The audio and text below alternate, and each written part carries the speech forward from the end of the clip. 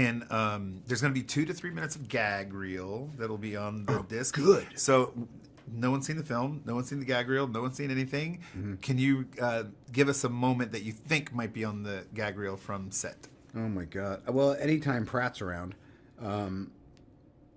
Then again, I say that the standout nonsense player lately has been Hemsworth, and also just the journey that Thor goes on in Infinity War and beyond is, to me, it's just amazing, you know. And he's all that. So always loved the Guardians.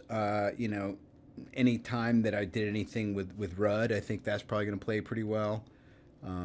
If there's ever a chance that Paltrow and Favreau happen to be within 100 miles of each other, that always works. It could damn well be anything. Goat was served. There was a goat roast. There was. Where did you hear this? Yeah, and I'm trying to think why. Oh, because the chef said, you know, sometimes you're in Georgia. She said, you know, I have a backyard and I could probably roast a whole pig, but it's a whole thing. I got to dig a hole. And I was like, jeez. I was like, well, we're going to need that. And then it just seemed a little less brutal, but even stranger that there was a cloven-hoofed animal brought to her. It got very medieval that day. I'll tell you that much. And I'm told the goat's name was known. The goat had a pretty nice life before it was ended prematurely for our needs. Look, the whole world should be heading towards being vegetarian. But until then, like, you know, don't give me any guff. Once the thing's already been offed, I mean, if I got offed, I would rather be served while I still tasted good. You mentioned that nobody had heard about a universe, a cinematic universe. Yeah. But, you know, also in that, the tones of films change with all those directors. Yes. How's that been for you playing as an actor? It's much better than everybody agreeing on a tone and then pretending that you can keep replicating that and not bore your audience stiff. I mean, most of this stuff has been done out of pure creative survival instinct. So, you know, and if I've learned one thing along the way now, is that the audiences are predictably unpredictable, but they tend to organize around certain lines, and they want to organize at higher levels. And just as a spectator, I want to feel like there's an evolution in my own experience as just a viewer. So I think that Marvel got that pretty early on, and it's hard enough doing one movie, quote unquote, correctly, but the fact that they're about to, you know, cross the threshold into, you know, the low double digits here, you know, 18, 19, 20, 20, it's just, it really is commendable. And as the Godfather, Yes. Do you have a go-to must-have Marvel Cinematic Universe film of all the 18, 19 that this is now? Wow.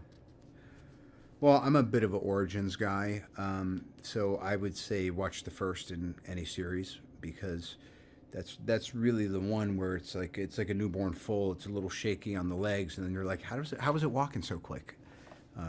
So yeah, the first of any of them.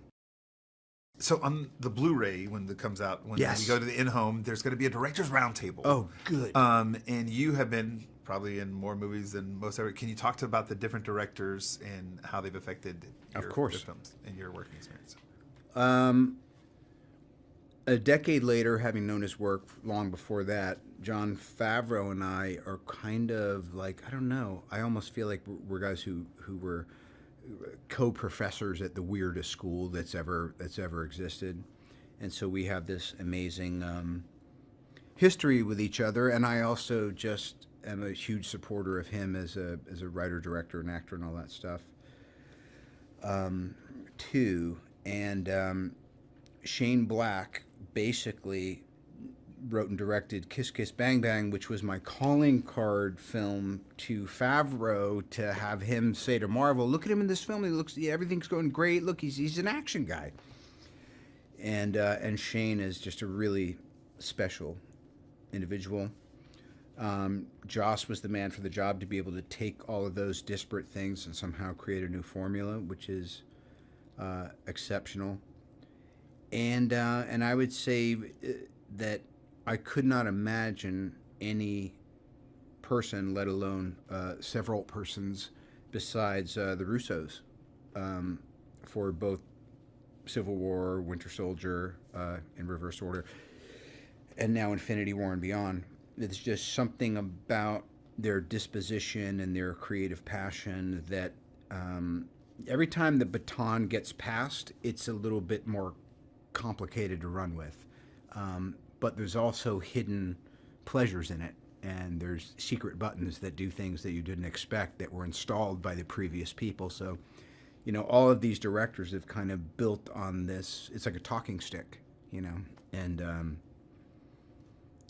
ultimately they are it's a director's medium. So ultimately the directors are, you know, when all is said and done, responsible for the outcome.